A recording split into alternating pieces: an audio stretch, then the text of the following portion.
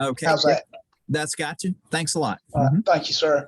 Today, I'd like to speak about the comparison of peanut white mold fungicide programs in Bulloch County, which is located in southeast Georgia.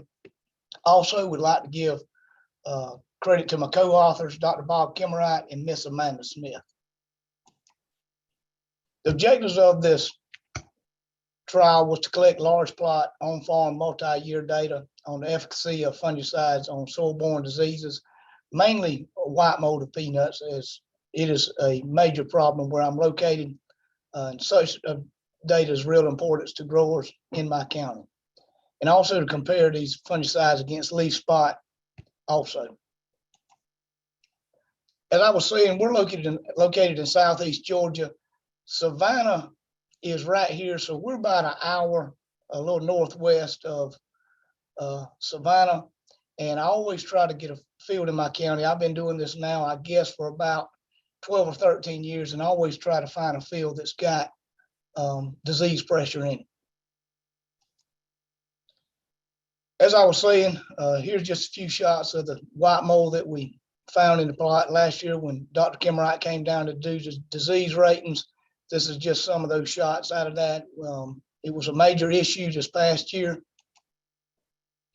The materials and methods that I used, it was a randomized complete block design. I had 3 reps. I generally do 4, but the location of this field, I had a good many treatments in there, so I was limited to the 3 replications. The commercial farm that I used, Stilson Farms, definitely has a history of white mold in this field because I used it about 4 years ago also. The 2020 peanut fungicide trial was planted to 06G on the 7th of May 2020, and we harvested those on October the 20th. So when you start doing the math, you're going to say, well, those peanuts stayed there a while. I think a total of 167 days. I hadn't said anything about the weather yet, but it was excessively dry. As a matter of fact, I think this is the first year out of all these years that we had to spray for spider mites 2 times. Fungicides were applied to manufacturer protocol and UGA recommendations. Disease ratings were taken for leaf spot and white mold, and we did take the plots to yield. All right. I want to go over the 8 treatments that I had. If you look across to the top of the screen, you'll see dates. Now, first, let me go over the first treatment. And I've got to where I started doing this, I guess about 4 or 5 years ago. I always include the producer's program in the trial because they would like to compare their program to all the other programs that we're running. So he put Vellum Prime in the furrow at planting, and then Lucento. We generally start our programs where I'm located, generally somewhere between 35 and 45 days. We were a little wet early in the season, so we had to delay a little bit, but when the rain stopped, it stopped for good. Then he's on the 2 block of latest, so he came back at 60 days after, and you're going to see this date right here on July the 27th. He's a week later than when all the rest of these were sprayed at that time because he runs his program, so I allow him to do whatever he wants to do on the days that he wants to do it. And then he came back with a second shot of the latest at 88 days after, and then we finish up with 24 ounces of chlorothalonil. The second treatment that I run, we also got Vellum Total. You'll see Absolute Max, Propulse, Provost Silver, 1 shot of the latest, come back with the second Provost Silver. And you'll notice on all these treatments, we finish up basically at that 118 days with a 1.5 pints of chlorothalonil, no matter what the program is.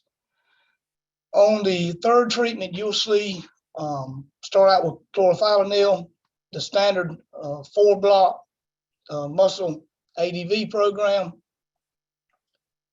The fourth treatment is Preaxor at 46 days after planting. Then we run the Umbra with Echo, a muscle in between, and come back with the Umbra Echo again. Finish up with the muscle before the chlorothalonil on the end. Number 5, Lucento, 2 shots of Lucento with a convoy and Echo in between. 1 shot of a latest at 9.5 ounces. Muscle. Number 6, and you'll see where we've got the Approach Prima with the muscle ADV, and this is what I have to do sometimes when I cannot get out early enough. The Approach Prima would have been run basically at day 30, but rarely where I'm located do we spray peanuts that early. So in these protocols, I will generally run something like Approach Prima with that first shot, and when we come out, 3-block Fontellis, finish it up with the muscle ADV and the Echo on the end. And then you have your 3-block latest spray with the 2 shots of Miravis. And then we come to the last treatment, which is Preaxor with a quart of Convoy, done twice with 5 ounces of Provosol with a Preaxor in between. And we also wind that up with 32 ounces of muscle before the chlorothalonil treatment. So as you see slides ahead, these are the 8 treatments that I'll be discussing. Leaf spot ratings, you can see across here, we had 3 with a little blip, not enough to talk about. All the programs did an excellent job on leaf spot control. All right, let's talk about the yields a minute. As I said, the weather was exceptionally dry. That's why you'll see we go anywhere from 3640 all the way down to a little over 1.5 tons. The Lucento Convoy, latest, followed closely behind with the latest Miravis, Preaxor Umbra, then the Velum Prime, Lucento latest. This is the growers program right here. Then you'll see the Velum Prime, Provost, and Propulse, followed by the Preaxor, Provosol, and Convoy. You got the 3-block Fontellis, and then we have the muscle ADV, which is the combination of tebuconazole and chlorothalonil. And you can see we ran the stats on all these, and you can see the comparisons, basically 1 through the top 4. We don't have a statistical difference there. All right, let's look at the trend line between yield and white mold hits. As you'll see, the Lucento Convoy, latest, Preaxor Umbra, Preaxor and Convoy, basically on this line here with our trend line going from left to right. A latest 3-block with the Miravis, Velum Prime with the 2-shot of latest, 3-block Fontellis program, Provo Silver and a latest program, and then the muscle ADV you'll see down here at the end. Everything is following this trend line other than a few of them. And I'll have a slide a little bit later and we'll look at the comparisons that will be a little bit easier to see where I've got the actual numbers on. All right, this is what a good many of my growers always want to know, regardless of a program. You know, what does the program cost and how much money did it make me? You can see the cost of the programs go anywhere from $52 to $150, and you'll see you've got a set of the programs that are falling between that $95 and $110. So a good array of programs. All right, let's look at yields and revenue that was adjusted by taking the fungicide program cost out of it. And you'll see the Lucento Convoy in the latest program. Then the latest Miravis at 525, Preaxor Umbra. And since yields were limited in this trial, not just because of disease, but basically because of weather, you'll see the Echo muscle will move from the end as far as yield, but will move up as far as return on the investment. Then you've got the Velum Lucento Elatus approach, and the 3-block Fontellus program will slide up. And then you've got the Convoy and Provosol and the Absolute and Propulse, basically a dollar apart there.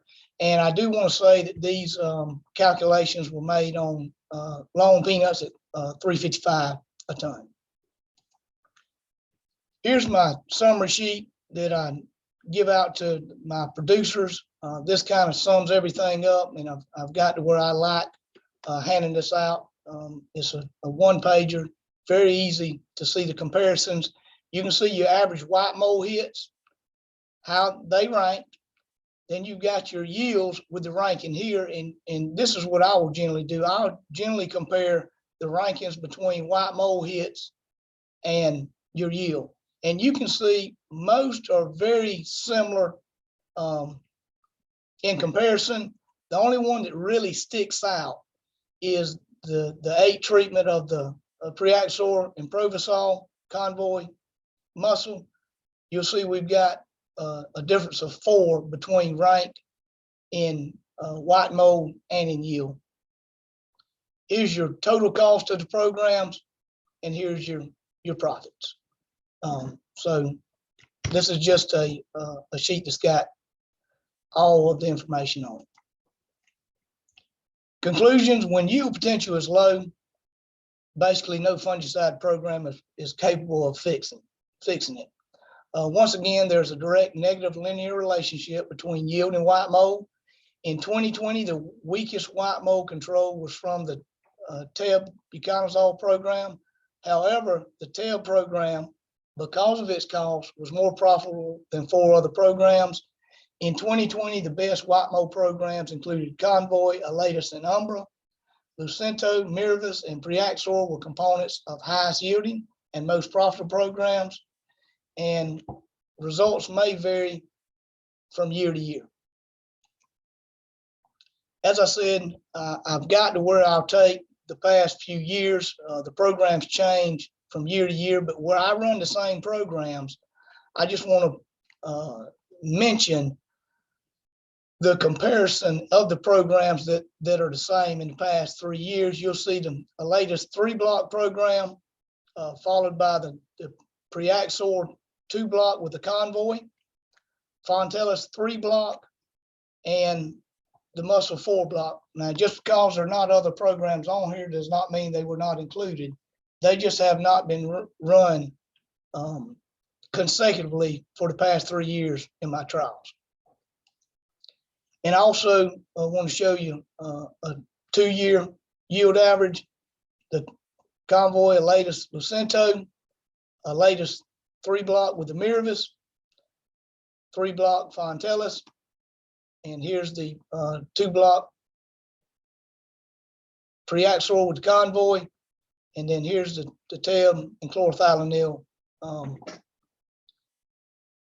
to wrap that up. With that being said, I would like to thank the Georgia Peanut Commission, Stilson Farms, all the companies that you see on here that has provided support and product for it. And I definitely want to mention Dr. Bob Kimmerite and Miss Amanda Smith for all the assistance and help that they provided. Thank you. Thanks a lot, Bill, for an excellent presentation and a summary there. There's one question that I see right now. Maybe another one will come in a second. We got time for one of those. What's your biggest challenge when conducting large on-farm trials? The biggest challenge now is the equipment that most of these fellows are running now. It's got to where, because the trial that I put in this year, each one of my, time I take my 4 reps this year, I'm looking at close to 3 acres of peanuts. You start get under some of this irrigation and start making 3-ton peanuts, you got to have some scales and all, and some nut buggies that can handle it. And it's maneuvering from one buggy to the other during this whole deal. And you know, these fellas now, I generally don't have too much of a problem harvesting that plot unless it gets wet. Everybody wants to move very fast. And it's just taking your time, because, you know, a good bit of time is spent on this trial. So I'd say the biggest thing is make sure that you get a cooperator that's got an interest in it. And David, that's mainly why I've included that growers program in there, because he's got a vested interest in those results. Mm-hmm. That's a great point. Thanks for the answer. And thanks for being here, Bill. We really appreciate it. There was one other question from Timothy Brennan, or Tim Brenneman. I got his name completely messed up there. If you want to answer Tim's question in the chat box. But thanks for being here today. Okay. We're going to move on to our next presentation.